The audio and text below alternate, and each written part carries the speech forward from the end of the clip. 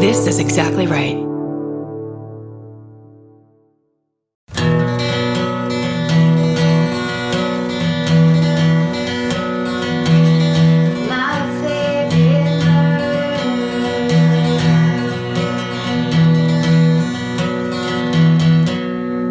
Even though it's like got a jean cover.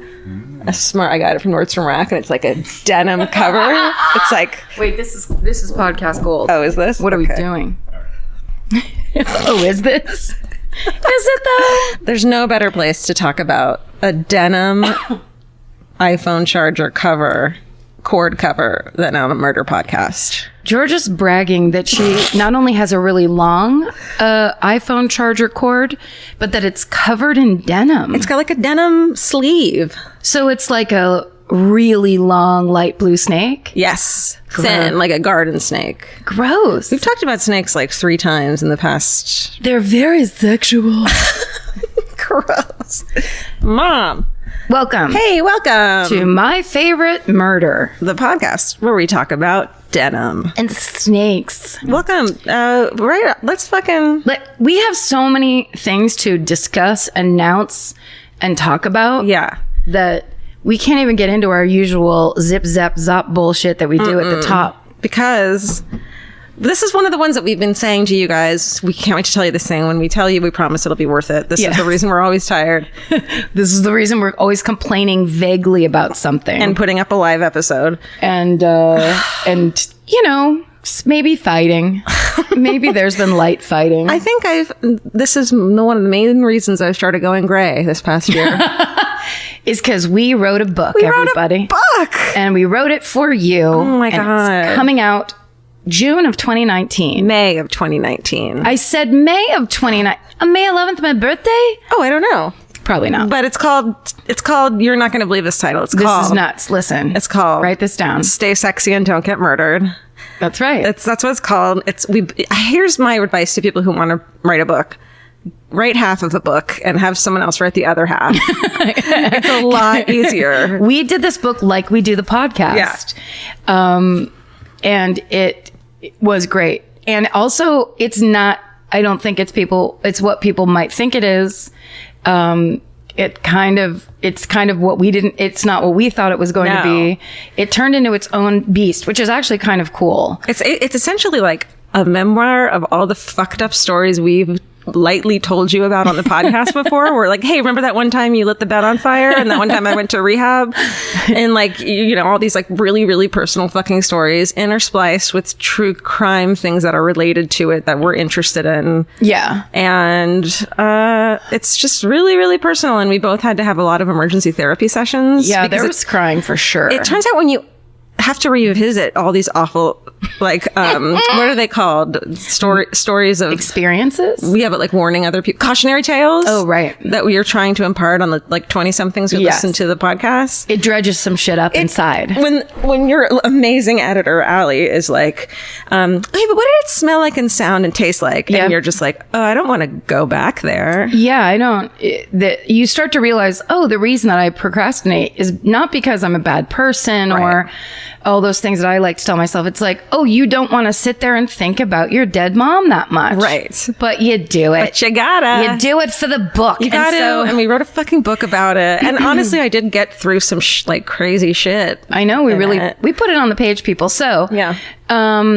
You know, you guys, you know, there was a pre-announcement and you guys, the reaction and response of course was amazing because you guys are amazing. And that sounds so phony, but we were very blown away. Yesterday is for us chronologically is when it happened. Yesterday, I was thinking about how this is just another in the series of the past 2.5 years. That's like, it's like a montage set to Eye of the Tiger of our lives where we just keep tripping upwards. It's very odd. It's just another one of those like, seriously, that this is fucking happening? Like, it's insane. So it's on pre-sale all over the place where you buy books. Amazon. Steven's handing a thing to you. Oh. The release date. Oh, the release date. Thank you so much. Thanks, May Steven. 28th. I wasn't totally wrong. Between our 2 birthdays. That's right. They actually decided May 28th, 2019 is when this book is available. But you can pre-order it now, and that actually really helps us out. If you're going to buy it anyways, and pre-order it because it makes it a big splash. Sure. Or whatever the fuck. Which it's already done. I mean, yeah. It's just an incredible... I just have always wanted to write a book, and I didn't ever think I was going to. Yeah, same here. And I'm thrilled. We're both genuinely excited, which is very scary. So thank you for being there for us. We are very excited, and God bless fucking America. Now, almost maybe more important, it's the yoga bulletin. Yes. It's this week's yoga bulletin. Let's say at this count of 3, the answer of whether or not you and I, as we promised last week, would go to one yoga class. On the count of 3. 1, 2, 3. Yes. We both did it. Yes. In fact, Georgia, did you do it the very fucking next day? Yeah. And it seems like I was showing off. Like, I know it's like a show-offy thing. It was all coincidence. To go to yoga. I was even, because I sent you a photo, like, after the class. I took a photo in front of the sign. And I was like, I went. And I was like, maybe I should save this for a couple days so it doesn't seem like I went the next day and I seem like I'm showing her that I did it first. No, I loved it because it meant you were fucking serious. You know, we've done a lot of things. Let's say, you know, the My Sweet Audrina book club. Right. We love to start shit. And then we're just like, ugh. But now we can actually say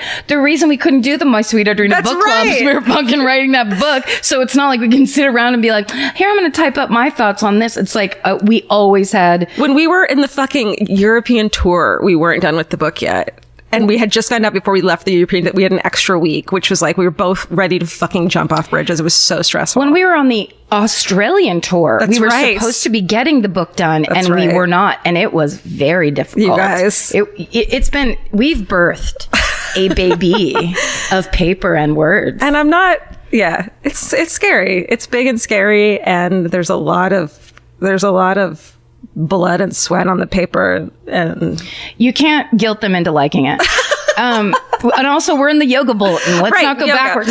So it was an accident. The next day, on a Thursday, I had therapy at 1, and I was like, I'm just going to check my favorite yoga studio down the street from my therapist. Favorite yoga. And it was like 45 minutes after my therapy was over. This class was going to start by this teacher I really like, and my favorite. It just all lined up because also, like, I have so many parameters of like whether or not I'm going to go. Like, what time is it? Because the parking lot's going to be busy, and so I'm just not going to go. You know. Yeah. So we went. Parameters, also excuses. There's all different ways to define that. I had 45 minutes. I fucking went into my favorite vintage shop down the street real quick, bought a cute 80s blouse, then went to fucking yoga. Had a great class. This teacher is amazing, and it was like, it was great. It was fucking what I needed. So. I get that message from Georgia.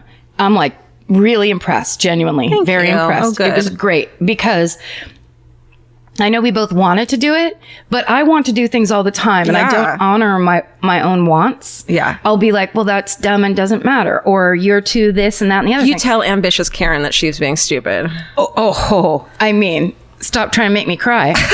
So I saw yours and I was like, yep, this is something it's important to do. And then the more we started getting, you guys started tweeting us and being like, I'm a yoga instructor and I do this. I didn't want to go today, but I knew Karen and Georgia would be mad at me. Yes. Which is great. Use our anger at you. Please do, because it is real. We will be mad at you. So I started making, of course, we constantly talk about our friend Lizzie Cooperman, who, Lizzie is definitely a yoga person. So I sent her a message and I was basically to say, I gotta go to one of these and I know I'm not going to. So can you please be my Sherpa? Yeah. And she starts sending me texts of different yoga classes around town. But of course, Lizzie is kind of not of this hemisphere of this even galaxy. She's like made of crystals. She's magical. Yeah. So she starts sending me, I sent you one that I thought I was signed up to go to and then I didn't go to because I freaked out.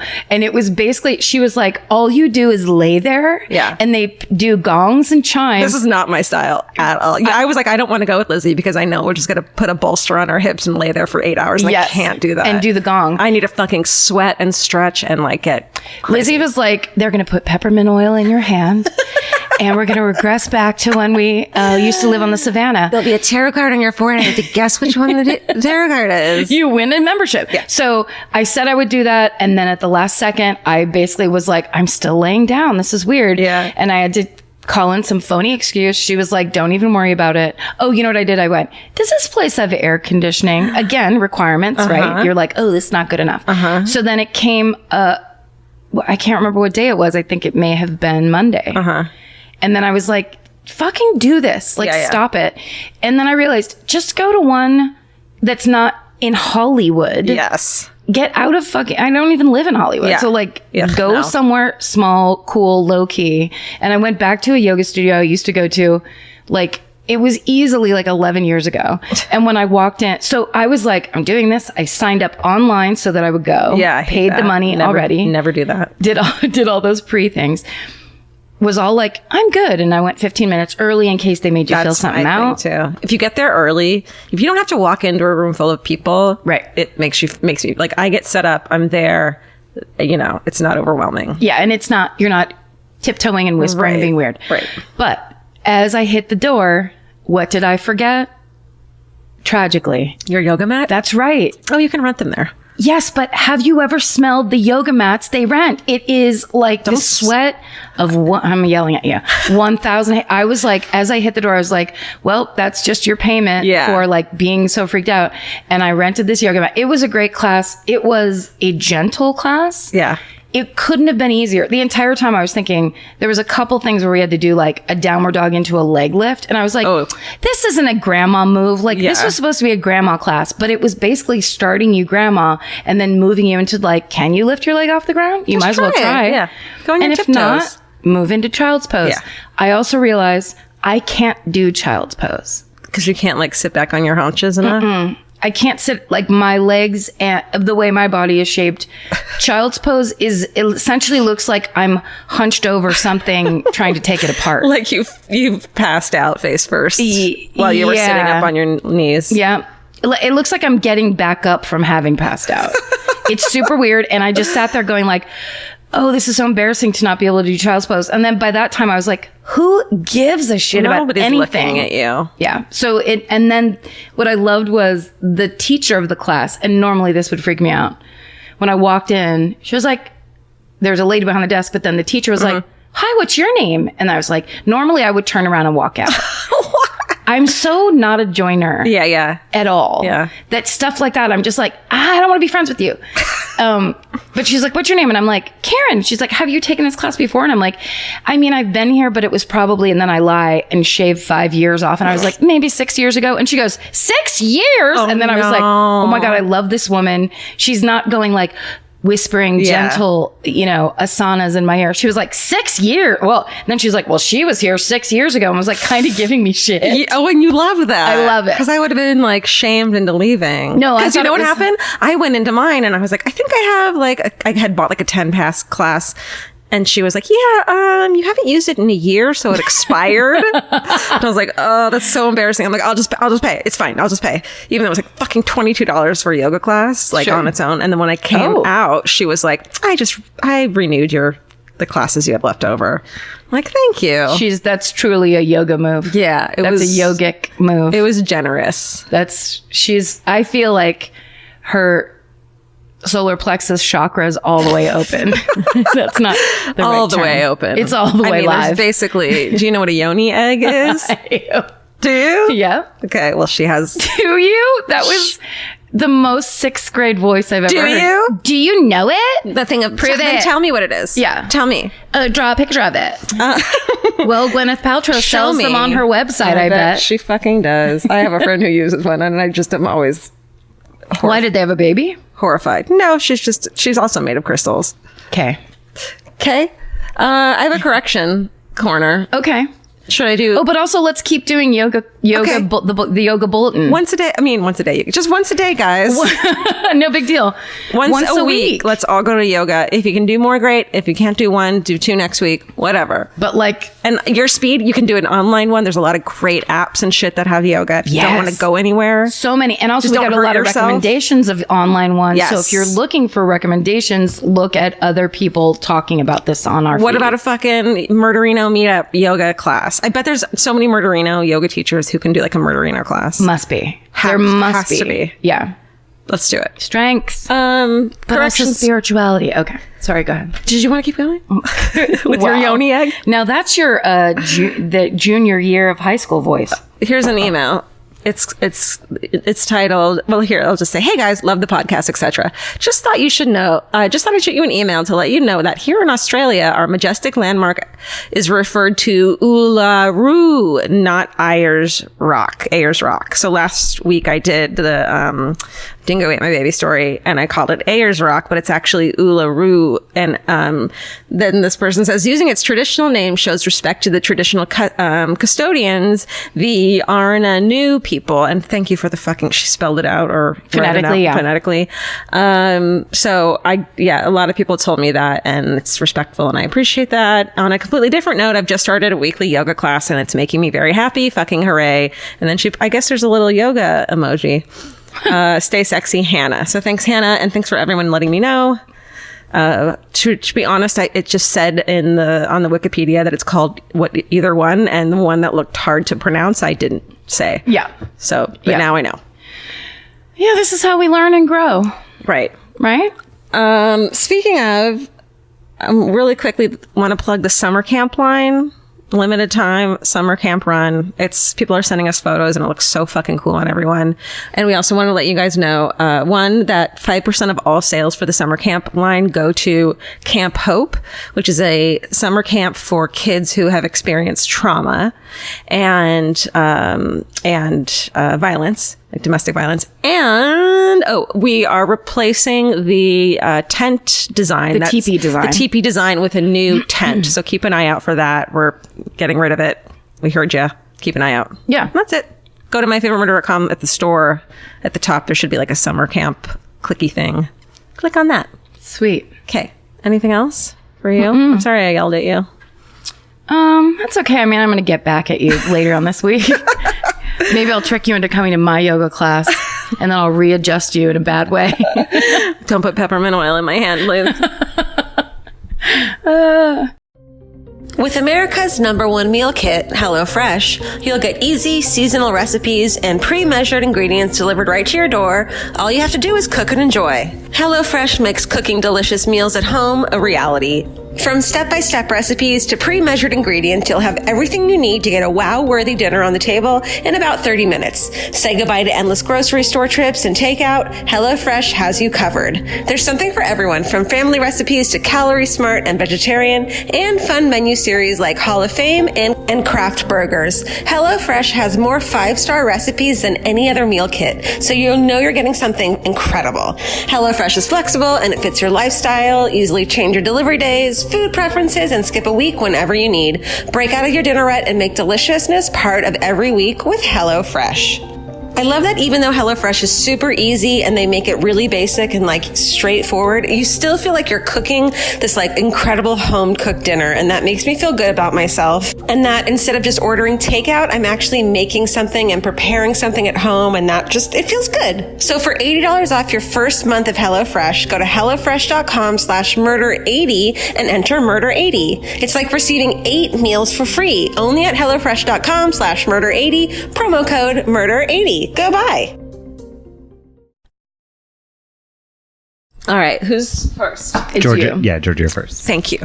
Thank you, Stephen. Thank you, Stephen. Okay. Whatever. Here we go. This is a really fucked up story that I'm fascinated by, even though I didn't know a ton about it, as always. Get ready for the horrible story of the Gainesville Ripper. Oh, Jesus. I went there, but don't worry, it's not. Did you check with Stephen? Did you do it? We've never done it, have we? I don't think we have. Okay. Do you think you did it in Florida? I feel like I looked it up in Florida and then bummed me out so bad I didn't do it for a live show. I don't think you would have done this for a live show. Yeah, it's like such a classic serial killer horror show. And he's a fucking bastard who just wanted attention. Right. So I don't actually talk about his life really at all because fuck him. And I'm not going to go into too much of the gruesome details because it's unnecessary to say anything too deep in there. Go for it. Okay. August 1990. Here we are in the beautiful university town of Gainesville, Florida. It's ranked as the 13th best place to live in the United States by Money Magazine. And you know Money Magazine. Sorry, what year? 1990. Okay. So it's like, it was a weird time. yeah, 90s, like end of the 80s. You know, it's like there's this, there's that. It's still kind of an innocent time. There's no like big. There was this and that. I remember. End of the 80s, start of the 90s. There's this, there's that. It's like still a little like antiquated as far as like technology is concerned. There's no technology. There's none. We were still in full payphone mode in 1990. If someone had a car phone, they were a drug dealer.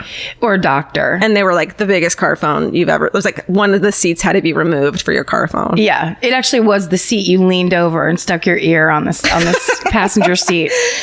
You removed one door and held it up to your ear of your Ferrari. Like a DeLorean. Yeah, like a DeLorean. The door had to be open. And that was your phone. That just reminded me of my next door neighbor, Andy Withington, who is a legendary human being. And when we were growing up, was one of the funniest people and one of the oddest people. He, when car phones became popular, this was back in the late 80s when it was like preppy time and everyone pretended they were rich. Yeah. Which I actually talk about in one of my chapters of the book. Oh, shit. How the 80s made everyone think that they were supposed to pretend to be rich. Right. And which is why we have this weird cult of Donald Trump, because it's all those aspirational people who are like, someday I'll have a gold apartment. And it's like, why?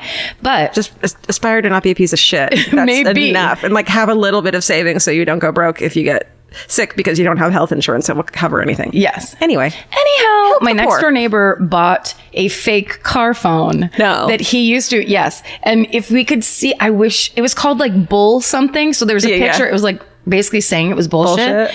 And it had one of those real tight wrapped cords. Yes. But it was a corded car phone. So it was like he would pretend to talk on the phone because he had bought himself a used Porsche. Oh my God. He was all about that life. And it was one of the funniest things, because he would just pretend to have fake conversations. Because he wanted to be seen as someone who had one, or because he was thinking it was funny? Oh, because he actually wanted people to be like, holy shit, he's got a phone. I think both. Like, I think he thought it was hilarious, but he also did want to look like a doctor. Status. Or a rich person. Just pop those fucking double Izod collars. He also had a La Tigra, and he had his grandma sew an Izod alligator on over because he had a ripped Izod. And I remember him showing me the final product, which was Frankenstein Izod alligator, which was really raised up because there was whatever the tiger one was underneath it. And I was just like, sorry, where are you going to wear this? Yeah. You're going to get beaten into nobody cares. Submission. Yeah. True. It was hilarious. But we all cared back then. Self-help. Work on yourself. Well, there. You got all the solutions tonight. That's right. I just had Karen run down with in 1990 was like, you got it. Money Magazine, of course, was like a big, like the best place, one of the best places to live by Money Magazine, where it's like, God, Money Magazine. Yeah. You think they have anything we want to read about in there? This was the era of like greed is good. Yeah. That whole thing where it has never gone away, and it's done real damage to this culture. Okay. So, August 1990, it's the beginning of a new school semester at Florida State University in Gainesville. Gainesville's like a big college town, so like the population doubles during the school year. Wow. It's like one of those kinds of places, but it's also like cute and like a nice little town. About 36,000 students came to campus and were moving in, excited to start the new school year, which I'm sure happens when you're in college. I wouldn't know.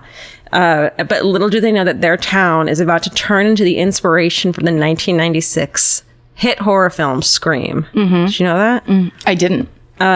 So on the Sunday before class was about to begin, August 26th, at 4 p.m., a police officer arrives at the Williamsburg Village Apartments because of complaints about loud music, which is not unusual, obviously, for a college town. Mm-hmm. When the police arrives, he finds the building maintenance van waiting, along with the parents of the girl who lives in the apartment where the complaint is happening, 17-year-old Christina Powell of Jacksonville, Florida.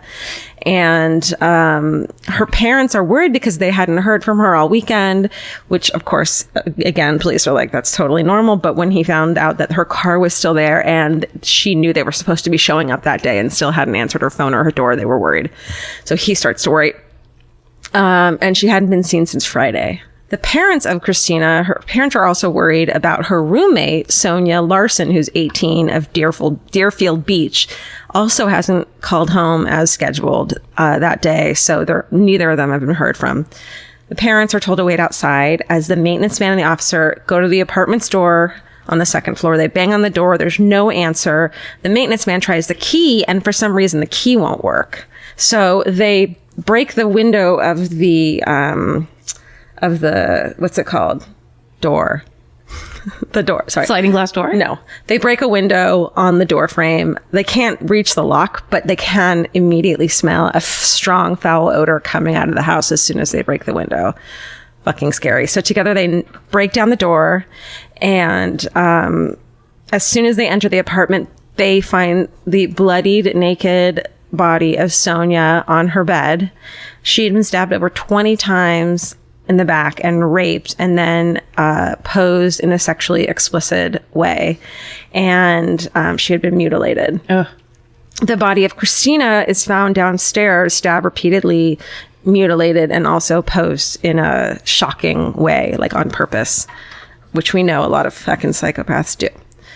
So police are shocked at the fucking savagery of this attack. One local reporter says that it was the first time he had not been allowed directly in to see the crime scene, which freaked him out. And also he said that he knew something was wrong after he saw one of the seasoned officers rush out of the house and barf in the bushes. Yeah. Which is like, that's not what you want to see. Yeah, because who would... You're never so seasoned that something like that wouldn't like completely traumatize you as a person. Totally. But then you know, as like a bystander, like I don't want to see the police officer not being able to handle what he just saw. Yes. That's the absolute worst.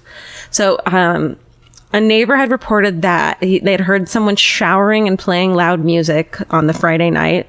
By the way, it's George Michael's Faith. For some reason, I don't know why that was an interesting fucking tidbit.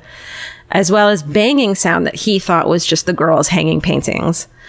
So it was determined that they probably had been killed on Friday night. Detectives worked the scene late into the night. The news and gruesome details spread through the college town, including that the killer had removed and taken one of the girls' nipples with a sharp blade. And of course, fear and panic totally ensue. All these like fucking young college kids who had just arrived for the new semester. And they were right to be fucking terrified because before they had even packed up at the first crime scene, detectives are called to the second. Ugh. Can you fucking imagine I feel like I read about this while it was happening, but I was 10 years old, so that can't be right. Nah. Krista Hoyt is 18 of Archer, and she had not arrived to her midnight shift as a records clerk at the sheriff's department, and she wasn't answering her phone. So at 12:30 in the morning, 2 officers arrived at her front door and knocked. They got no answer. They saw her car was parked, of course, close by.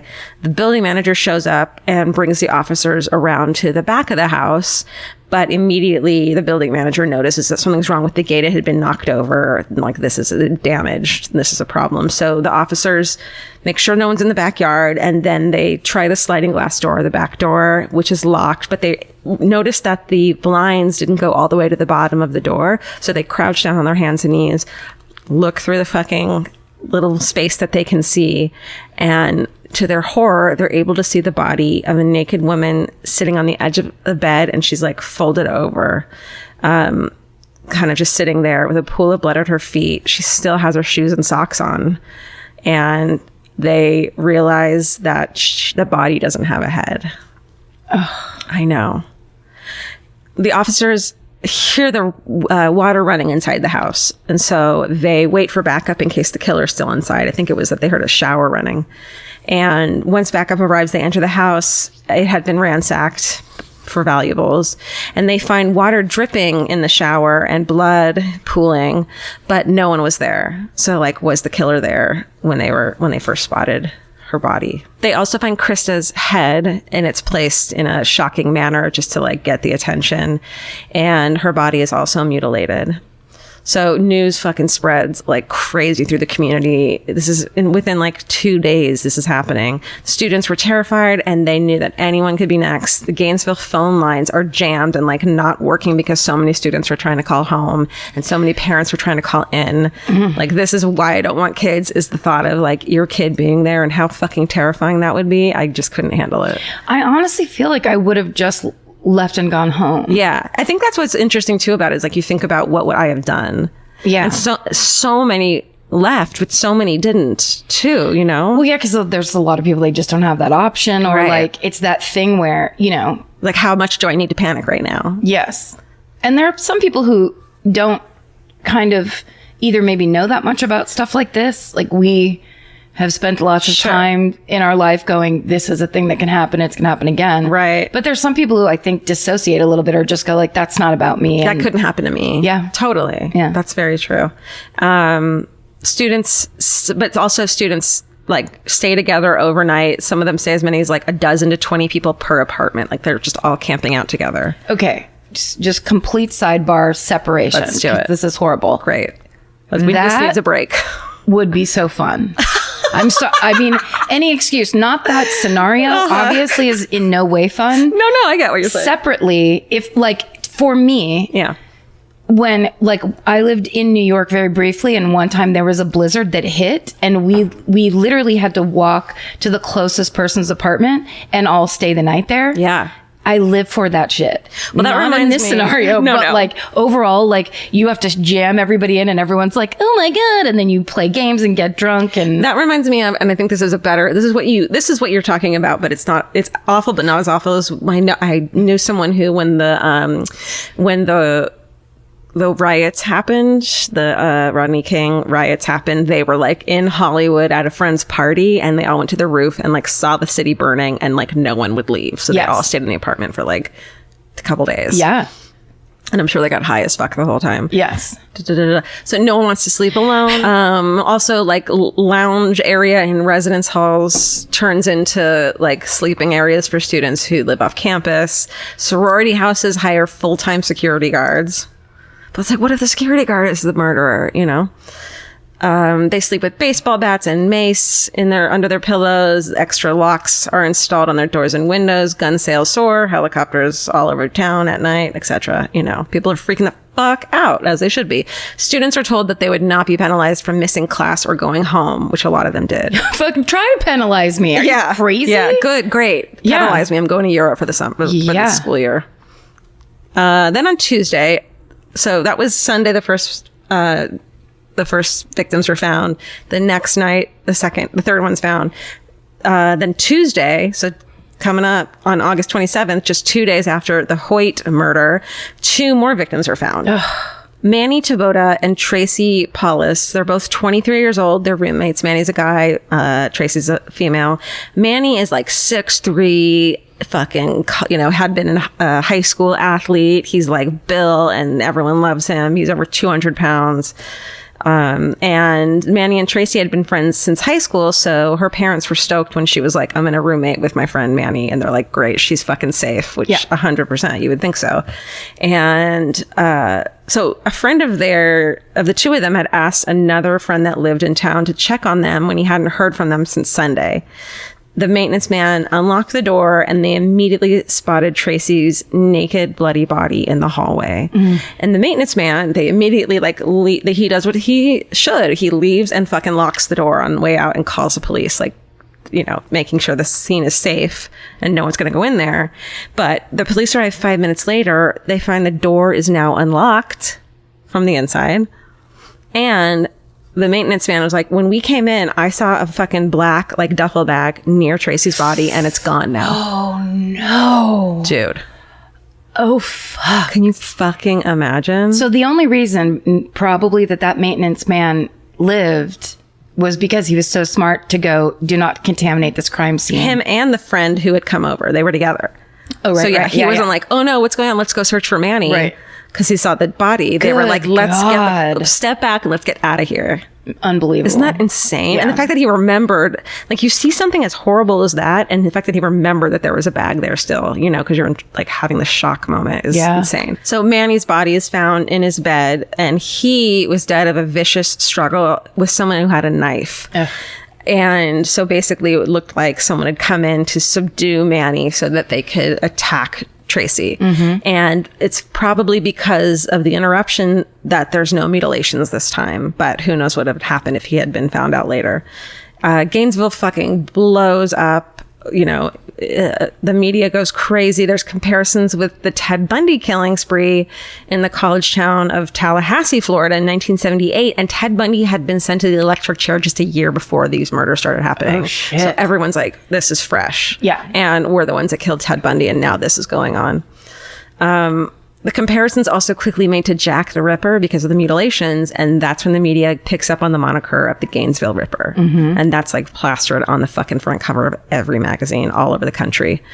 By this point, the bizarre murders had attracted widespread media attention. There's all these fucking news outlets, and it does kind of remind you of the movie Scream. You can see where they got a lot of this stuff because, I mean, it makes sense. Well, I'm sure there were, you know, every once in a while you drive through LA and you'll look over and there'll be like a KTLA news van with the antenna all the way up. Totally. And someone standing on a sidewalk doing a man on the street. Yeah. Like, of course that was happening all over that city. Right. Because that is what is a huger story than there is an active, like, berserking serial killer on the loose. And what's so crazy about it is all these women, it was like small brunette women that were being killed, and suddenly a fucking man who, like, a big athletic man is attacked and killed too. And so everyone's like, well, now nobody's safe. This isn't just like women who live alone. Right. It's like, you're not even safe with your fucking best friend who's a dude who's like going to protect you. Right. It's like scaring everyone now. And they're like all, you know, the media are trying to get fucking interviews with all these college students who are freaking out.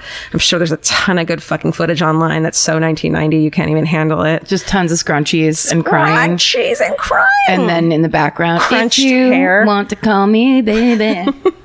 Is that when that was? Okay. I don't know.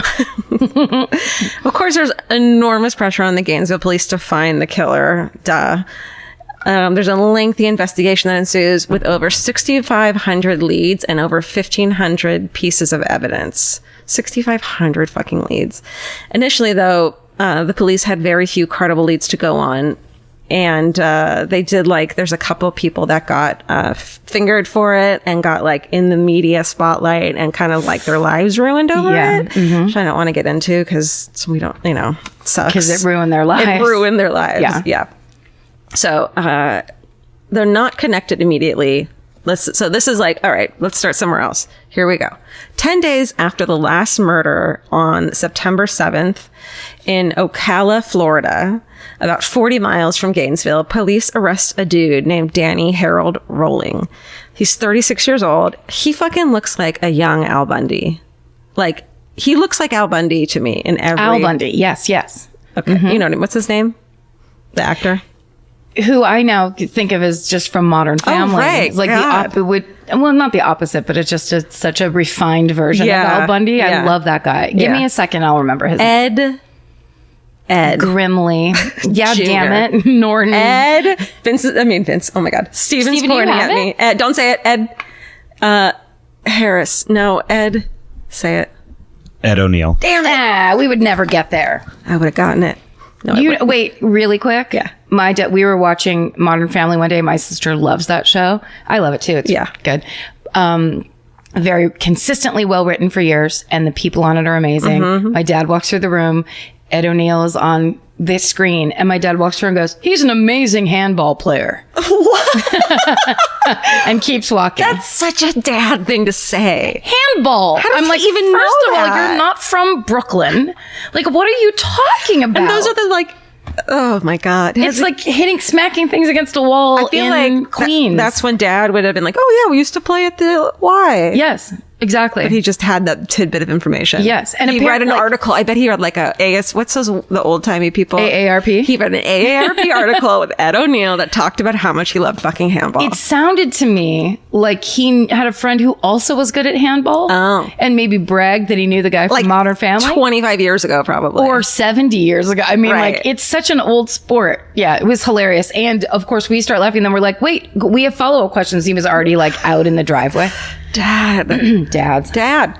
Okay, so this fucking dude, this Ed O'Neill, 36-year-old Ed O'Neill dude, which, like, you see these photos of people. You shouldn't call him the Ed O'Neill dude. Sure, you're right. You see these people, and you're like, that guy's a gross old serial killer, and then you're like, wait, that guy's younger than me in that photo. Yeah, it's bananas. Hard life.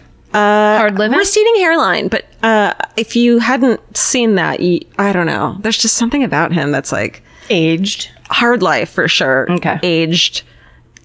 Dead shark eyes. No. Absolute piece of shit. Yeah. Biggest piece of shit. So, September 7th. So, this shit all happens and started on August 28th. And now we're on September 7th. And 40 miles from Gainesville, this dude, 36-year-old Danny Rowling, he's a drifter who was born in Shreveport, Louisiana. He'd been arrested on this date after an armed robbery of a Winn-Dixie. Did you ever go to a Winn-Dixie? No, I've never been. Me neither, but Or a Piggly Wiggly. No, me neither. Neither. Shit. I think, are they closed? I don't know. Everyone let us know. They'll all let us know. Any rhetorical question we ask gets answered. And you should see how I spelled this because I was in a hurry. Okay. And there's a K next to an X. All right.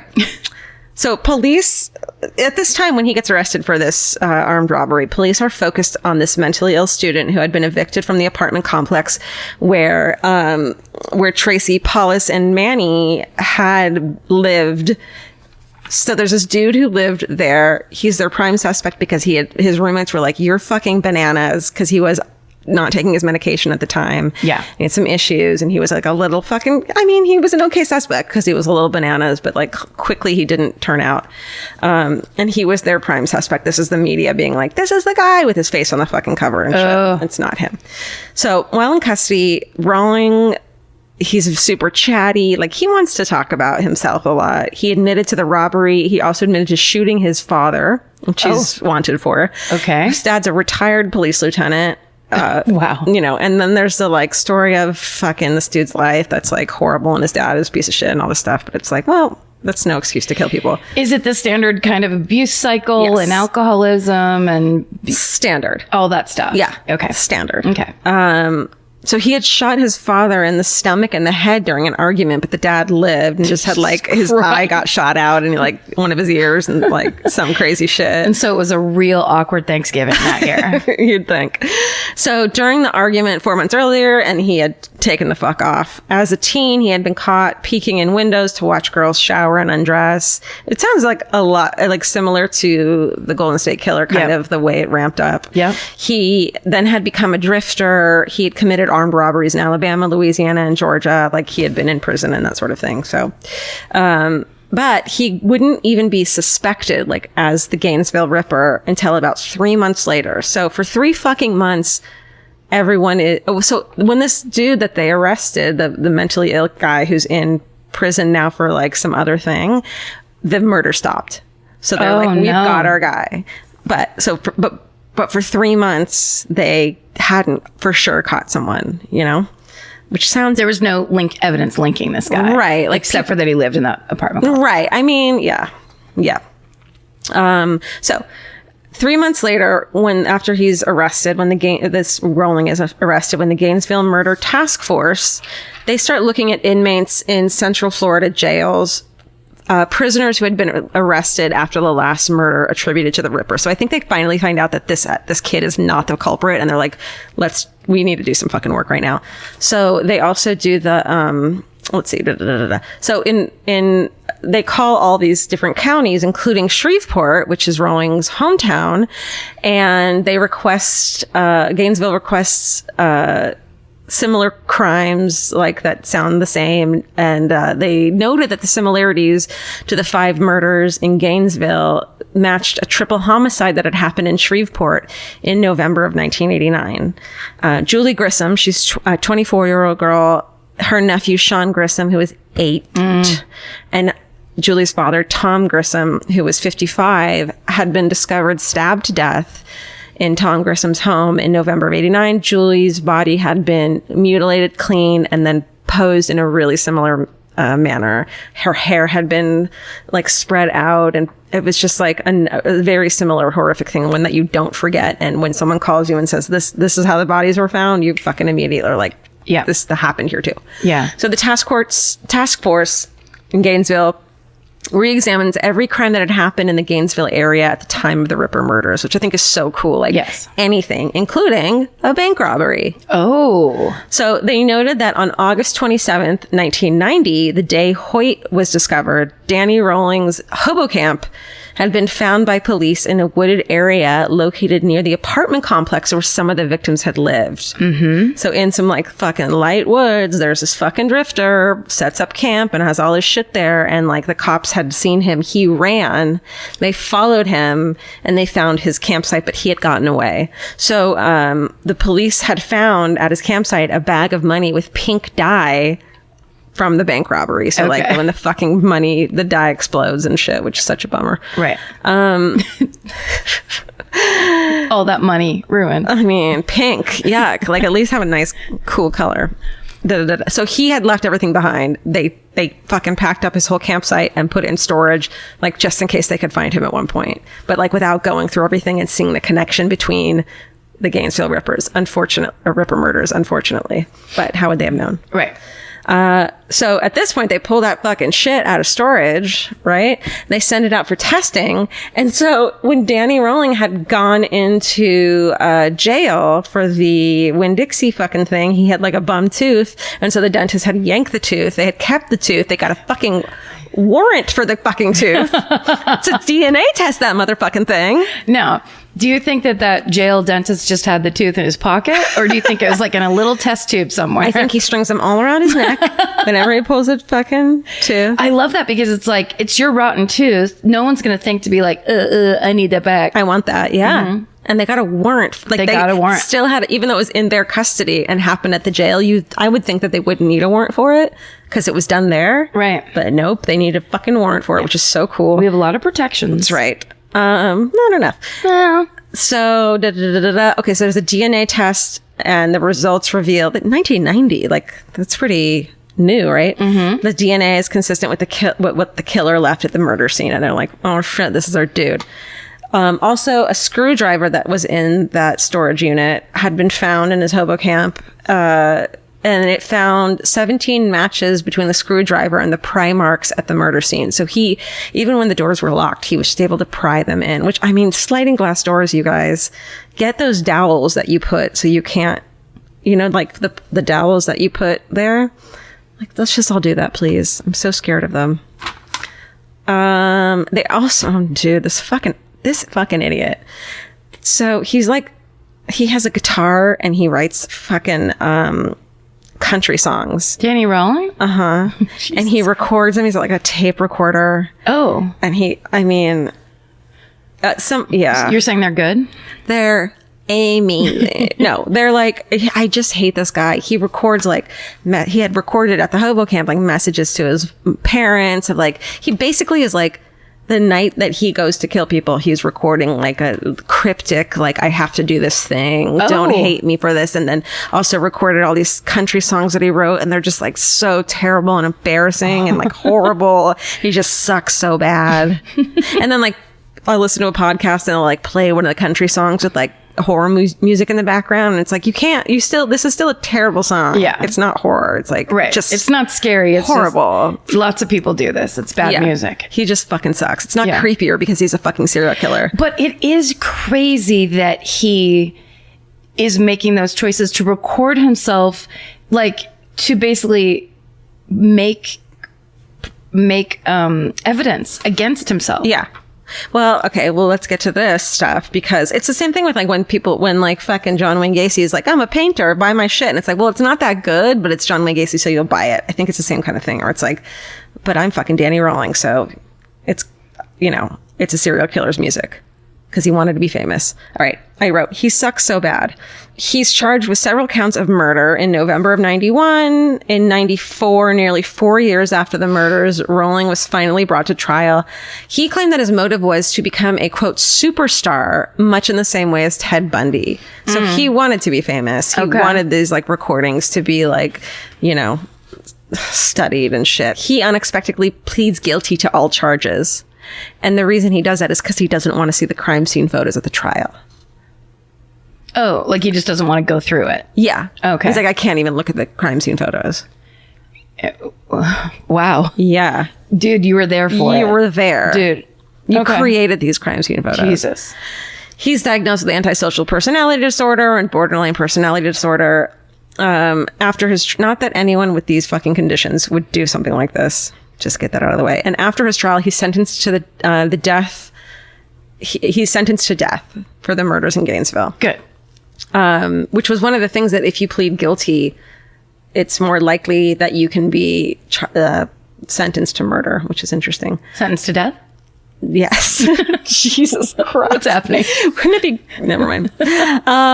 While in prison, okay, here's this fucked up shit. You ready for this? While in prison. It's been pretty fucked up already. Here's some more fucked up shit. Okay. Which I didn't know about before I studied this. While in prison, he approaches a controversial American true crime author named Sandra London. Have you heard of her? No. She is like she's a true crime author like Anne Rule, but without scruples. So he tells her he wants to tell his story through her eyes because he wanted to write a book about everything and he needs her help with it. Okay. So they collaborate in writing a psychological memoir, which includes Rawling's confessions to the 5 murders, along with other capital crimes for which he had not been charged. He just like wants everyone to know everything because he's a fucking show off. And so Sandra London and fucking Rawling are sued by the state of Florida under the Son of Sam law, which means that you can't make money off your crimes. Right. Also, though, Danny Rawling and Sandra London fall in love and get engaged. Of course. Can I read? Okay. About their first meeting in person, she says, I approached my meeting with Danny thinking I was prepared for anything, but there was one thing I was not prepared for.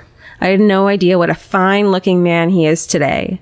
Instead of the broken and dejected loser I'd seen on TV, standing before my hungry eyes was one gorgeous hunk of a man. No, honey. Honey. Because also that's just bad writing. It's also bad writing. It's terrible. Yeah.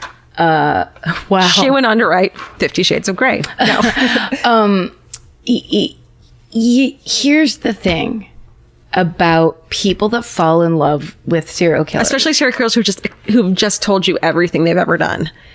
Yeah. They're not even like lying that they didn't do it. No, you sit there. I mean, you've told me what he's done and I'm not, look, I don't know what the pictures look like. I don't know anything.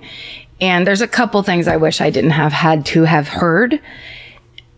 The idea that she would then be like, I need to be with this person. Yeah. There's something like that thing. I think it's like, you might be confusing, like trauma, stress, shock, like all those feelings are like, I have butterflies. And it's like, no, you're fucking scared for your life. You fucking idiot. Your fight or flight response. Yeah. You're basically kind of like, you're trying to get small and be like, take pity on me. And then he does of like, well, I like you, little lady. And it's also like, the thing of like, well, I know him. Like he wanted to open up to me of all people and I'm special. And she's like, he's totally psychopath. But like, she says like psychopaths are like crystals where they have these multifaceted layers and it's not just one thing and blah, blah, blah, blah, blah. It's like, well, the one thing that's really important is that he's a fucking murderer. That's the top layer. Top one, and don't go underneath that because it doesn't matter. Yeah. I mean, lots of people have lots of layers. Sure.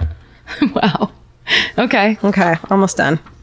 On October 25th, 2006, the Florida State Prison in Stark, I just copied and pasted this wrong, Danny Rolling was executed by lethal injection. At the time of his death, he was 52 years old. So it took a while. So this month, August, marks the 28th anniversary of the murders in Gainesville. And there's a 1,120 foot long retaining wall along Southwest 34th Street. And there is a tribute to the victims. It was first painted in 1990 with black, red, and white paint by Adam Byron Tritt. So he thought it would just be this like temporary, tribute to the victims that that everyone could go and mourn at. But through the years, people have been regularly repainting it and touching it up. And so it's still fucking there for 28 years. Wow. Yeah. And I saw photos of it, and it's just simple and sad and has their names really large. At the memorial's 20-year anniversary, a plaque was placed below the graffiti memorial reading in memory of Sonia Larson, Christina Powell, Krista Hoyt, Tracy Paulus, Manuel Taboda. And that's the fucking Gainesville Ripper murders. Wow, dude. Rough stuff. Yeah. Man. And you're right. It is like a horror movie. Because also Scream has like those kind of campy elements. This is like the Texas Chainsaw Massacre version of Scream. Yeah. You know what I mean? Yeah. It's worse. It's worse. It's the worst of most of the stories we've done. Also just because it is that thing of the building fear in the city. Yeah. And the where it's the... how like upsetting no one's to safe. be a police person. Yeah. Where you're at one crime going, holy shit, what I just saw. And then they're like, LA Mary 3 and 4. I'll just do what I know the radio call signs are from Chips. Oh shit. Do it again. LA Mary 3 and 4. Those were their radio calls. 3, 4. What does that mean? I don't know. It's like, they were Los Angeles. Grab it. And I think M3 and M4. Oh, sure. Oh, got it. I don't know. Amazing. Ponch and John. I don't know what they're, that's what the lady said every time they had a call and then they had to go, talk to somebody on the side of the highway. But my point is to be basically a homicide detective. It's not like there's a ton of them. Yeah. Same ones have to go to all of them. Yeah. And in 5 days, they have seen horrors that like most people never see. Totally. Especially when you go to a town like Gainesville where you're expecting it to be like drunken parties and, bar brawls they have to break up and domestic, violence, which is horrible, but like shit that you know what to expect when you get there. Right. And then this kind of thing happens and you're helpless and you have, you don't have suspects. You don't have you have a million tips and you have to follow all of them up and none of them are leading anywhere. And it's just, got really lucky by catching him as quickly as they did and then putting the fucking pieces together because he absolutely would have kept killing people. Well, and I would just like to say bravo to those Gainesville police officers because of reaching out to other, it's that thing where a lot of the times the stories we tell is when they will not go outside of their area and everybody is cliquey, where clearly this is the beginnings of that changing where they're like, we've got to do it and we've got to do that footwork to figure out. Is anything similar? And then what other little crimes happened that day? Like those days, even a fucking stolen bike could have been like, a getaway vehicle, whatever, it's just somebody was a really good investigator. Yeah. Because also if this is a town, it's a college town and it's also a town that's listed in Money Magazine as like one of the nicest places to live. Homicide is not common there. Right. So and I wonder if they called the FBI in and there was like they did call the FBI in and I think they always do, right? But what's the with like murder of this level? It's like V shit. I like took it out for some reason. It's like their database back then. VICAP? Yes. They checked VICAP and I think that's another way they were to like pinpoint similar murders and that sort of thing. Right. Ugh, so FBI was involved. So crazy. Yeah. I like the idea that there's FBI in every city. Yeah. I think that's really fascinating. Yeah. We should go knock on some doors. We should. I'm going to find the Burbank FBI. We should busk outside of the local FBI agency. Do-wah. They're like, what are you doing? Yeah, you're arrested immediately. You guys are suspects in everything. They're like, we found that apartment where you didn't pay rent that last month and then you just moved out. Did you do that? I think we may have done that only once. And it was once is all it takes. Right. Goodbye. It was an apartment where I think after we left, I think the whole place got like shut down. Condemned. It was truly like at a slant. It was really in a shitty part of San Francisco. It was bad. It was really bad. And I think I remember them coming up just to tell us, don't step out on the back porch. It was that bad. Oh my God. So it was not like, we didn't have a ton of guilt. Then you were in the right. I also put my hand through the front window one time when I was trying to open it and I was super drunk. Oh no. I was like 4 pitchers of beer. Oh my God. And I was home and I was like, I'm going to open this window. And I couldn't pull it up straight. It wasn't going up straight. And I thought, oh, I'll bang. No. And it was really old, obviously, thin glass that had never been replaced. Cause I went like once to kind of tap it. Jesus. My entire hand went through the window. Did you cut yourself? I cannot remember. Don't you hate that? It's like you were drunk, and if you cut yourself, your friends are like, Karen's drunk. And it's like, no, this would have happened even if I were sober because this glass is shit. I mean, you can say that. Okay, fine. But when do you put your hand through a window unless you're fucking so drunk that you're like, I'll take care of it, everybody. I'll open the window. I'll open it right now. You on the street. You on the street, are you okay? Party! Come up to drunk Karen. Come up here. Do you have any beers? Okay, I'm gonna pee. Okay, so we will downshift slightly here. Thank you, Jesus. Yeah, this one is older, less intense, and has some interesting layers to it. Pre-1990? Yes. Okay. But I liked it because lately there have been times, obviously all my life, where I will sit there and watch, like, if it's like Real Detective, I just watch every single episode. And then sometimes I'll make notes and then later go back and be like, oh, that's a good case. Yeah. But lately I think it's the heat. I think it's like political stuff that's happening where I just want less of everything. Mm-hmm. And so when I go to do those things, the things that used to relieve my anxiety, they cause more.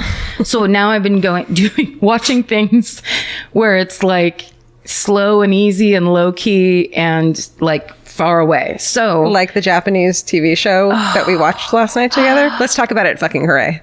Okay. You'll hear it. Georgia busted out a show last night. I had no idea. You didn't know. Let's we'll talk about it. We'll save it. Okay. So anyway, I love that people constantly suggest cases to us, like, have you covered this? Why haven't you covered this? Mm-hmm. And it's funny because there's too many questions to answer on Twitter, but sometimes the answer is we did it in a live show, you just haven't heard it yet, or it hasn't been posted yet, or we can't post it for whatever reason, or like, for example, I read the research of Danny Rawling that Steven put together for me when we went to Florida. But when you're doing a live show and you have a 30-minute story of people going, and it's like not as fun for us. And that's in the, not even just the live show, but in the actual recording too. Like, it's really hard to do stories like what I just did, or like the eyeball killer, or like any kind of fucking child murder. And like, why don't you do this one? It's like, because we don't want to fucking talk about it. Yeah. And there's no way to do it. Like, that was the cleanest I could have done it without talking about his fucking past and getting really descriptive about the mutilation. Yeah, we still have to do it so that we walk away here not bummed out. Yeah. As much as anybody else. So, which is fine. This is like, it's a version of how to talk about true crime. Is why we love when people are like, have you done this one? I have so many screen grabbed and saved that people having suggested things like, I've never fucking heard of that one before. Same. And I am always looking I just like the weirdness. So even like, especially lately, I've been like, has anyone ever been killed by a random cyclone? I'm doing stuff like that where I'm like, you're making this way too hard for yourself. Yeah. And then this one came up the other day because there was this article in the Washington Post a bunch of people sent to us. Okay. So I would like to thank listeners Natalia and Amanda. And the first one to have posted this article and say, hey, what about this? Have you ever heard of this theory? I love that you're giving fucking first person credit. This is great. First is like, come on. First is the best. First is first. Fruity Troll Roll got this to us first. Of course, good old Fruity Troll Roll. I was like, FTR. FTR. Oh, yeah, you know. I was like, can you please find, because I really want to give credit. This is something that came to me. And sometimes I rely so heavily on those suggestions. Amen. And Fruity Troll Roll was like, hey, do you guys? And then I was like, thank you. So this is the story. I get so excited. Karen just 1 second in me, and now I'm like on the edge of my fucking couch. I just want to double my article couch. Check. Wait, Karen has a pen in her mouth, which absolutely disgusts me. Don't ever put your pen and pencils in your mouth, people. It's just germ city. It's like licking a fucking doorknob, especially in this house. You've seen my cat sit butthole first on a pen, Karen. God damn it, Georgia. That thing was in my mouth. Also, this... I don't know why I'm filling the silence when we could really just have Steven cut it out. That's right. It's because I've had I like it. It's like I've somehow fallen and you have to cover. And I'm covering with a couple glasses of wine that I've had. And I'm just going to fill the time. Elvis, how do you feel about it? Great. Thank you, Fruity Troll Roll, for sending the story of the Lady of the Dunes. Have you heard this one? Shit. Yes, but I don't. Yes. Okay. This is a cold case from 1974. And I know. Yes. Do you know? Yes. And did you read this article? Yeah, but I was like, I've heard this before. Like, I didn't pay attention to it. Okay. So great. So this was just in the Washington Post, and which is why it's kind of come back around. And in this article, it was the article was written by a guy named Isaac Stanley Becker for the Washington Post, and it's really it's so fascinating, and it's cool, and it's about somebody, but then it's also about this cold case, and and there's a movie involved, which of course I love. So it was all very interesting, but it's very pop culture-y. It is, and kind of timely. It crosses lots of interest lines or makes a lot of connections. But also there's a book written by a writer named Deborah Halber. She wrote it in 2014 called The Skeleton Crew, which is about online sleuths solving crimes. Fucking fun. And so they refer to this cold case as the holy grail of a case to be solved.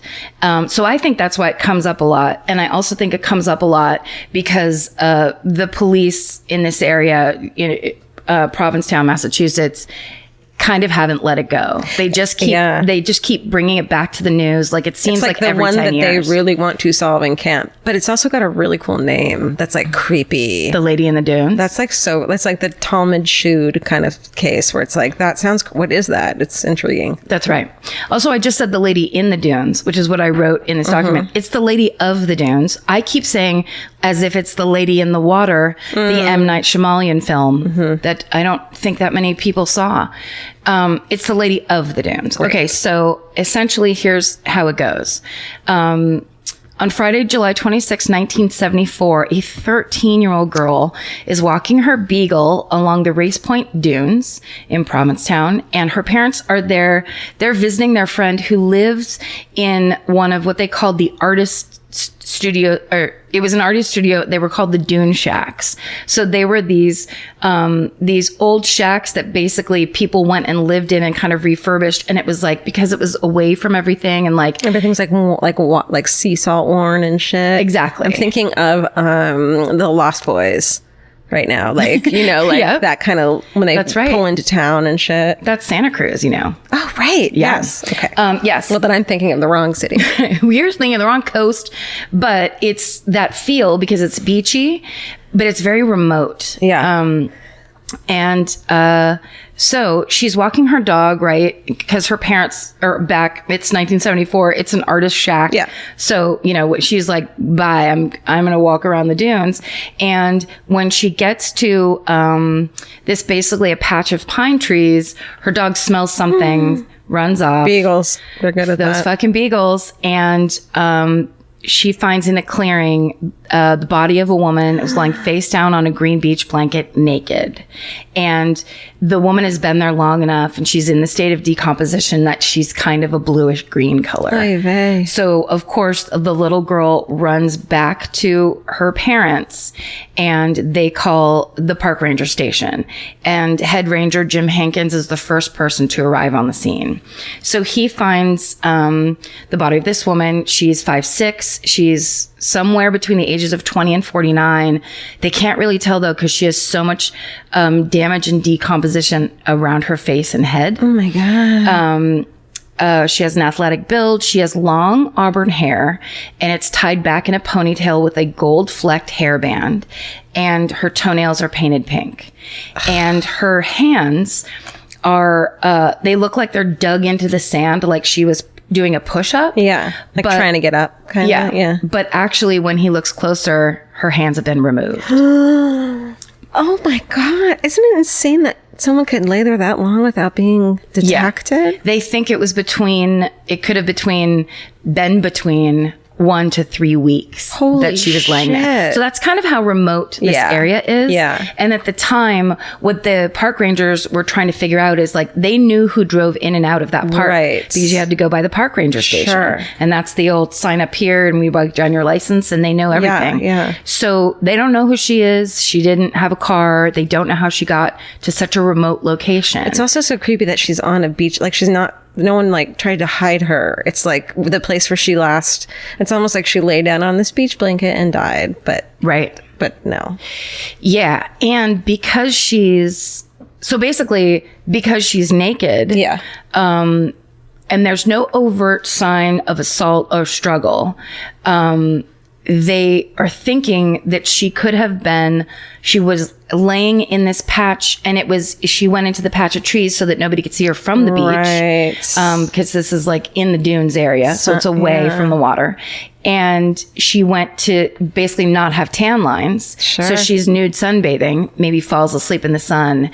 And that's when she gets hit in the head, blunt force trauma that cracks her skull. And that was the cause of death. The angle, when they do the autopsy or figure out the angles, they realize the person who hit her was probably laying next to her.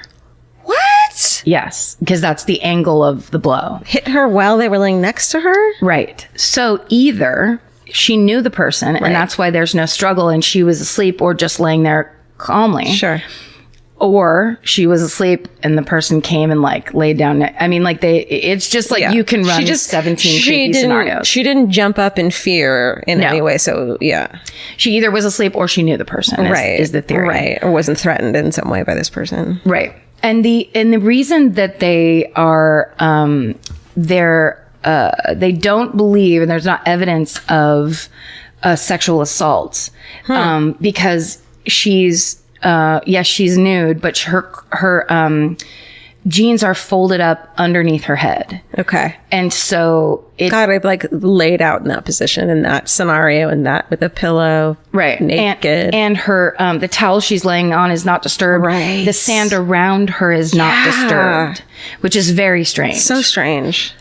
So all of that is, that takes a while for them to put all that together. But, basically once, Head Ranger Jim Hankins basically sees what's on his, what they have there, he calls police chief Jimmy Meads at home. Yeah. And so when the police further investigate, they find that she had dental work that they classify it as New York style, because it cost between $5,000 and $10,000. At that time. What year was it again? 74. That's crazy. Mm-hmm. And she had 7 gold crowns. Holy shit. So it's the idea that this is not in their minds. Yeah. It's not a runaway. She hasn't been living on the street. This is a person who's been taken care of, who's had a good life, or at least access to good dental care, which means you're probably not in a rural setting. Yeah. Or the best insurance or whatever. Yeah. It's oh my God. It's not someone who's like, I've been drug addict living off the street and I'm trying to sleep in the dunes. Sure. They're like, this is something else. some of her teeth have been removed. And they don't know when, and they, they don't know if it's prior or didn't specify. But I mean, I think it was, they believe in the act, like her teeth were removed, because later on they suspect Whitey Bulger.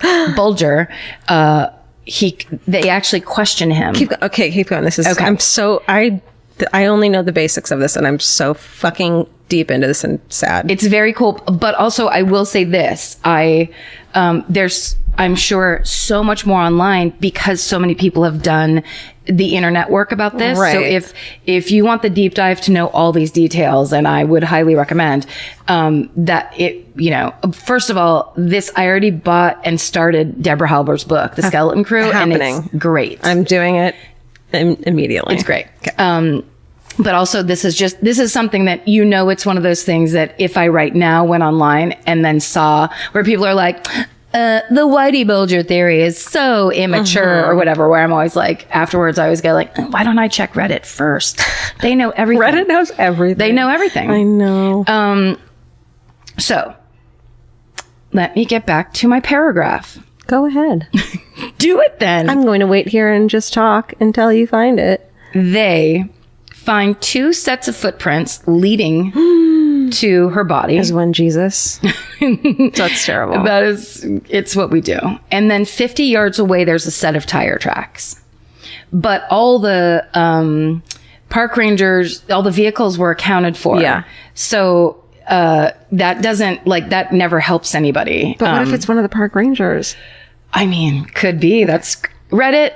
They're like, God damn it, Georgia. They're like, we did that already twice. We did it in 1997. Okay.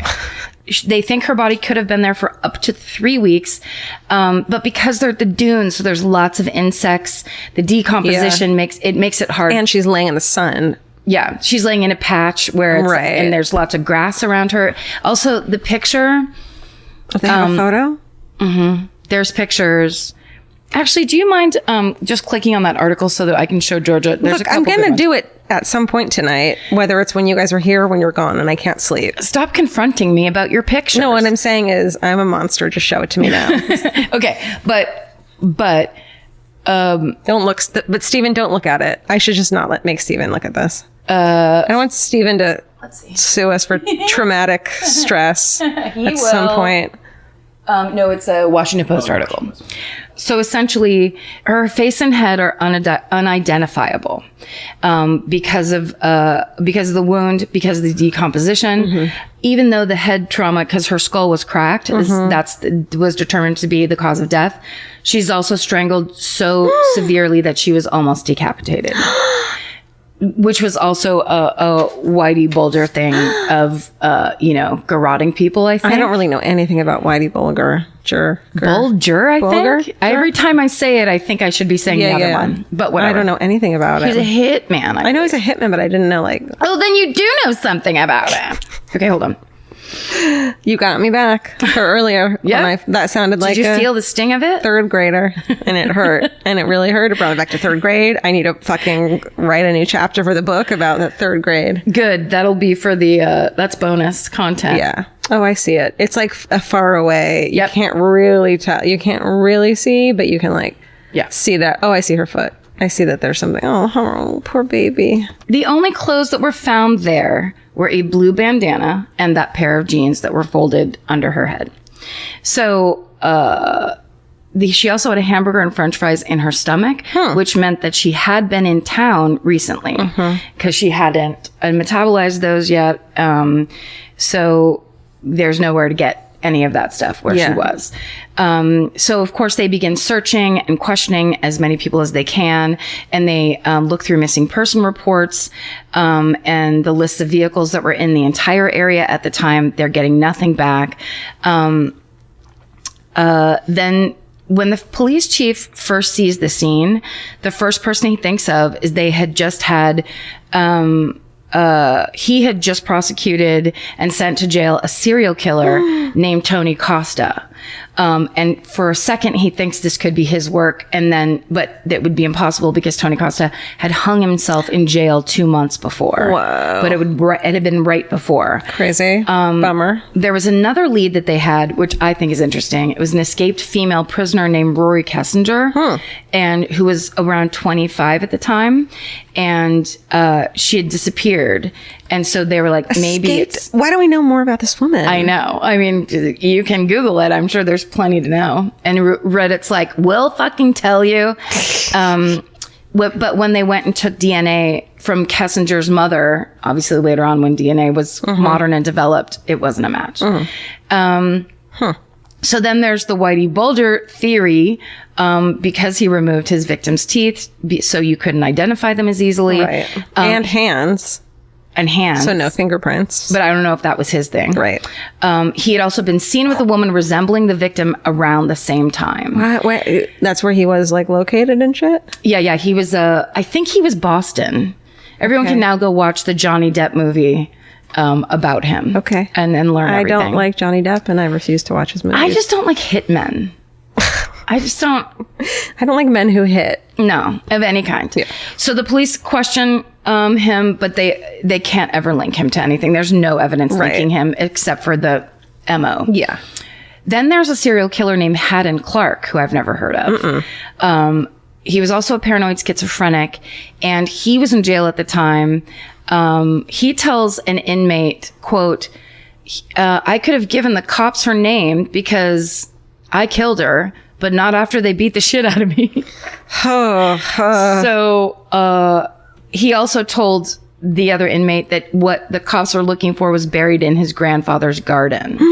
And then finally, he sent a letter to his friend from jail saying he killed a woman in Cape Cod, and then he did drawings of a handless woman on her stomach, naked. He did it.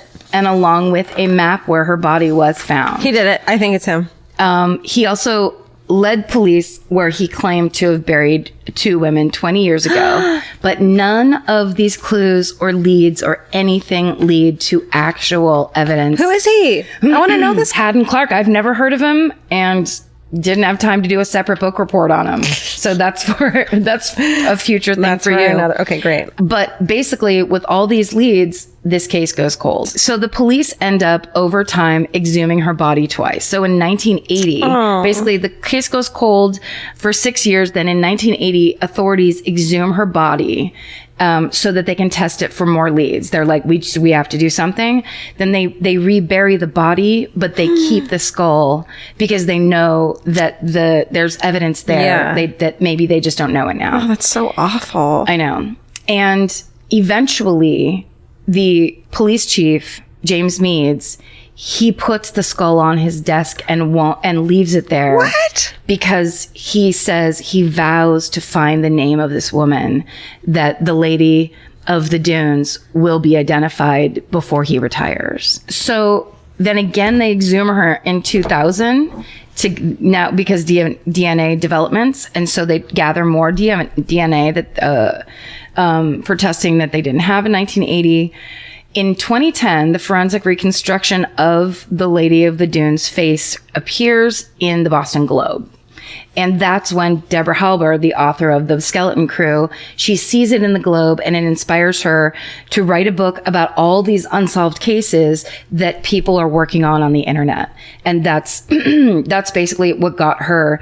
The full name of the book, is The Skeleton Crew, How Amateur Sleuths Are Solving America's Coldest Cases. Amazing. Very cool. So this is the modern layer that's fun and exciting and weird. Okay. That made me go crazy. Okay. In 2015, there's a writer named Joe Hill, and he's watching an episode of Haunting Evidence. It was the episode was from 2006. It was season 1, episode 6. Mm-hmm. He's watching it. They bring up the Lady of the Dunes. They show that the facial reconstruction of her, and they describe the clothes that were found with her, the jeans, and the blue bandana that she wore around her head.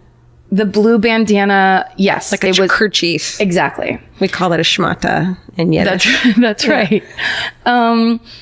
So basically he watches that and is fascinated by it. And then soon after, he goes to the 50th anniversary screening of Jaws. It's his favorite movie.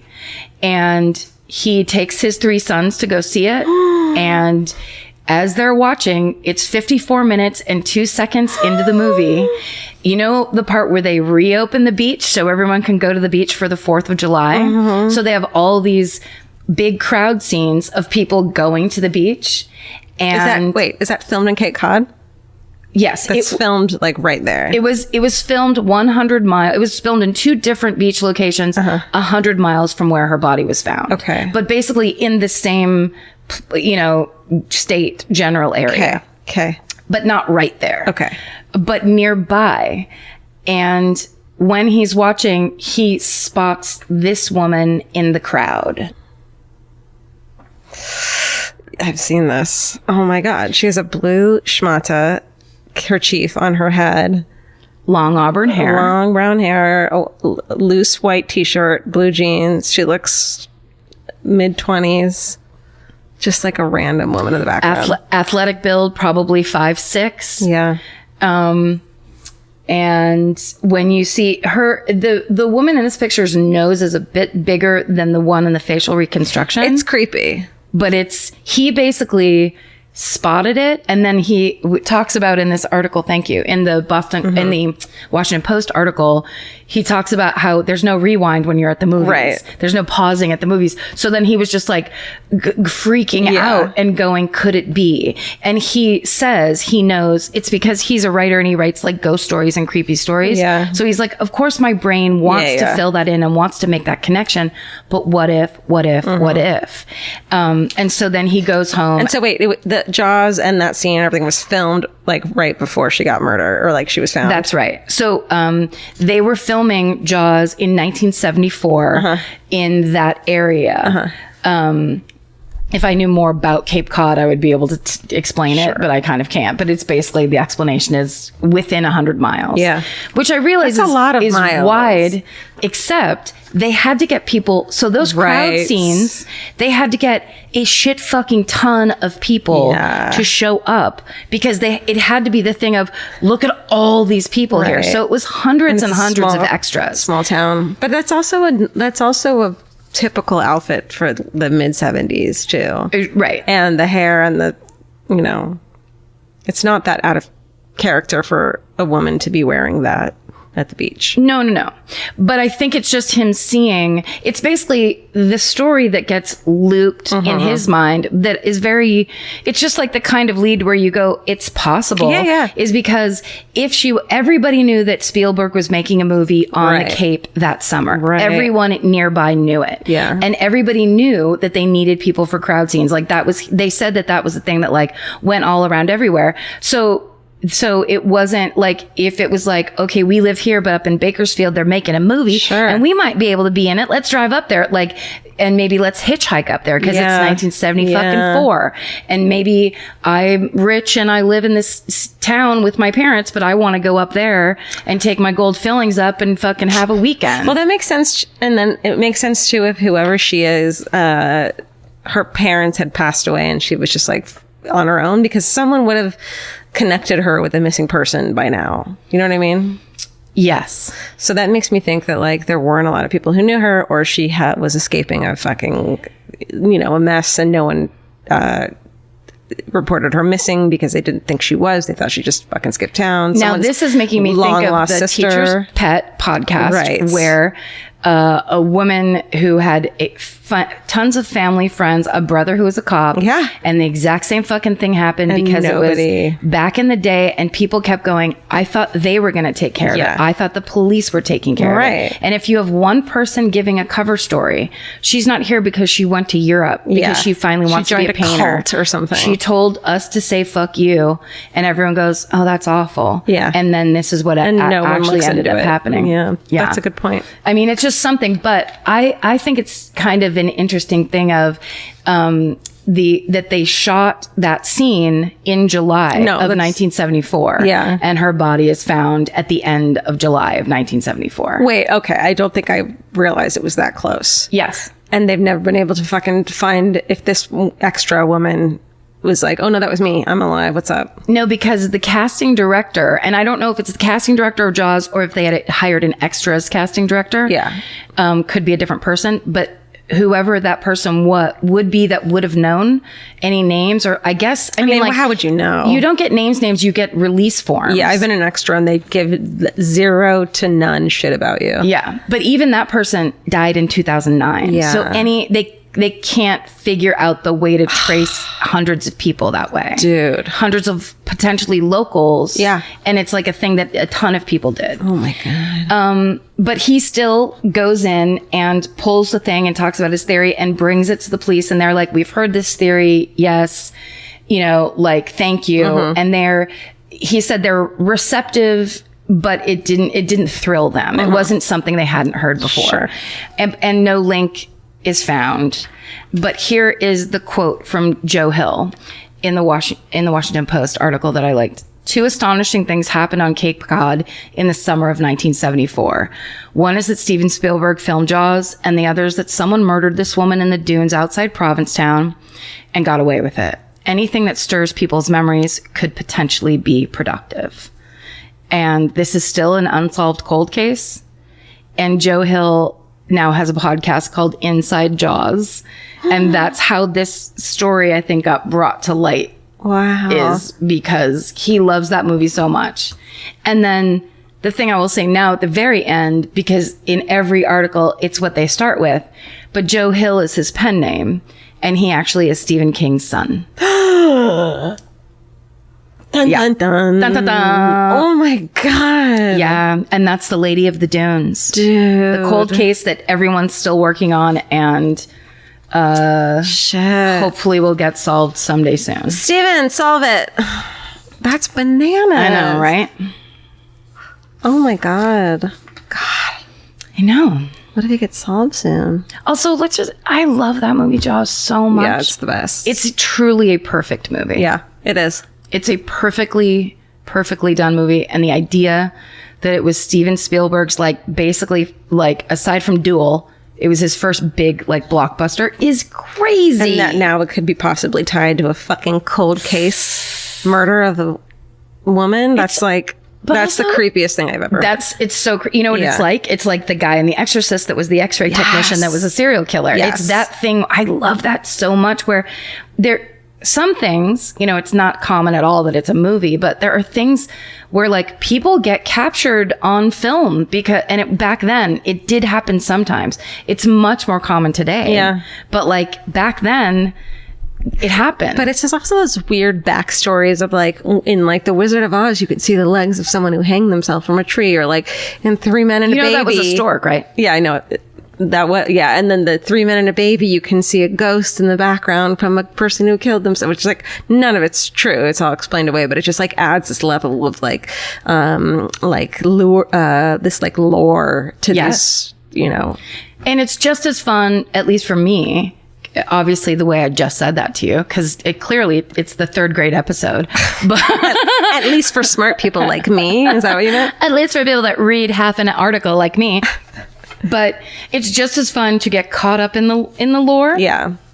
And then debunk the lore. Yeah. You get to be all the people. You get to be the innocent fool there's that no believes answer. it. And then you get to read the article that says that was actually a cardboard cutout of a little boy that they hid behind the curtain thinking, get rid of this. And then everybody thinks it's a ghost. Yeah.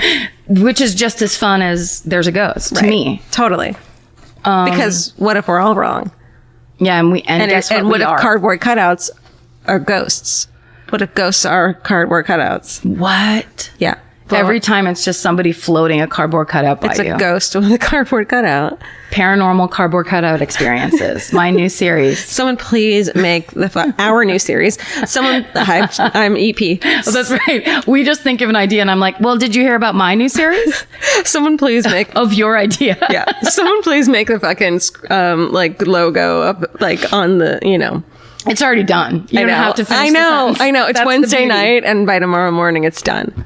Again, thank you, Fruity Troll Roll, for being a part of our lives. Oh, that was a wild ride. I mean, I feel like this could have also been, it was a shorty for me, but this could have been 12 pages long with all of the players. So much to learn and grow from in these. Who is... The next 8 episodes are going to be based off of this story. Who is Haddon Clark? Whitey Bulger. Then also... Bulgur is that, like, cracked wheat that they serve. Whitey Bulger. Bulger, like Ray Bulger, who played the Scarecrow in The Wizard of Oz. I could while away the hours. We're going crazy. Sorry, Elvis. He's pissed. All right. Do you have a fucking hooray for this week? Listen. Say it. Hanging out with you last night with Cheese.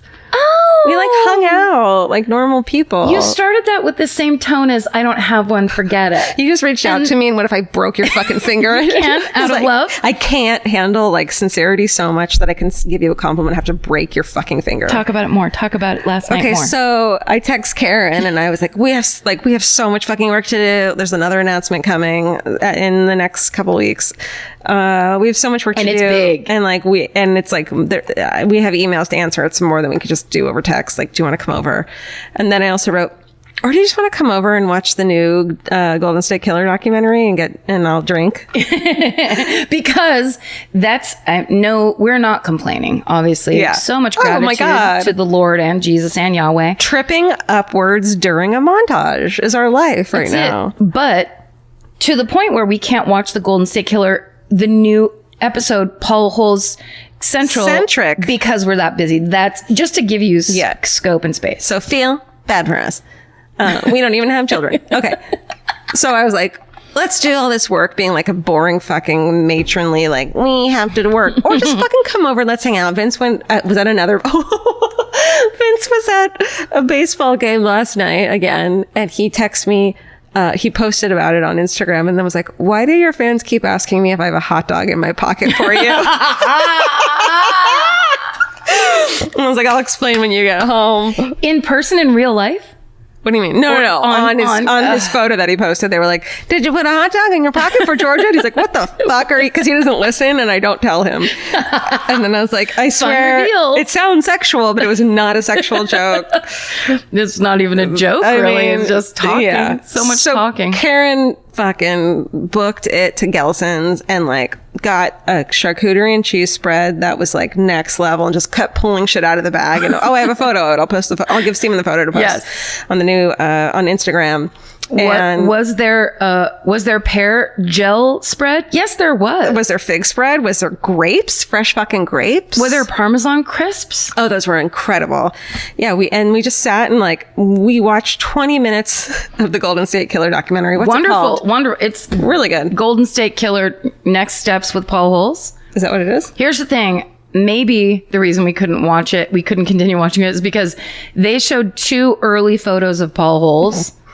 And I was like, oh, whoa. I need a warning before you show me 90s Paul Holes. So it was Golden State Killer, main suspect on Oxygen. It's great. I can't wait to finish it. It's really great. Yeah. Because we were just talking. And then I remembered something. My friend Crystal Langham, who's this fucking amazing girl. I'm just a big fan of hers. She had told me the night before about some Japanese. It was it's a Japanese version of the real world, but everyone's so polite to each other and there's no drama. And I was like, let's watch it. So we started watching it and got 4 episodes in, and suddenly it was 1:00 and Vince was home in the morning, and Vince was home from the game with hot dogs in his pocket. It's called Terrace House. And it's so, the pace of it, everything about it is so soothing and so calming. And also at first we were like, wait, is this boring? Do we want to watch it? And then suddenly I'm like, next one. And it's a little problematic in the man versus woman. And they're exploring gender issues in Japan and what you're supposed to be doing with your life by 23 or whatever. Yes. But it's really subtle and really polite. And there's a lot of food shots, which I appreciate. It's also really awkward because they clearly have nothing to talk about because nobody is scandalous. A man and a woman went for a run and they were that's the scandal. Yes. That they went for a run together. But still, I find the most magnetic, fascinating thing that I want to watch in the world is the moment where two people who might like each other are trying to make small talk. Oh, Jesus. Even in this show where they were not being exploitive, they were not being like dirty or raunchy at all. Never. It's just that moment where like everyone else gets up and goes, well, we're going to bed because we're not just going to sit here watching the two of you try to make small talk around us. And the producers are like, leave them alone. Leave them alone. But you can't, but they won't leave them alone in like a closed room. Like no one is alone together in any like compromising situations. No, you have to be alone with these really large sectional couches. Yeah. But, and also there's always this thing, someone likes someone else, or when they're not talking to each other, someone has to do a weird arm stretch. Yeah. Weird physical stretching while making small talk and where like to fill silence or show someone a photo on their phone like really close to their face. Yeah, so you have to lean in. Yeah, it's just awkward as fuck. I love it. It that kind of shit. I'm like, well, does the baseball player like the model or the other girl? Right. But it was really fun watching with you. You got to see the side of me that screams at the TV. You laughed through half of it, half the shit I said, which I appreciate. Other stuff I was like, oh, stupid. No, I have to say, sorry, but on both of those shows, we were riffing. Oh. But see, if we'd recorded it, it wouldn't have worked. No. We were crying, laughing at some points. It was really fucking funny. But also it's just like, we rarely get to just have fun and snacks. Have fun. And that was part of it is last night. It was the celebration of, the book announced. It was like the celebration of like, we have actually hit a milestone of being done with some stuff. And we finally got to tell people about it. Yeah. And so it was really fun. Thank you for making that your fucking hooray. Thanks for coming. Mine is the show The Tunnel. Oh, The Channel?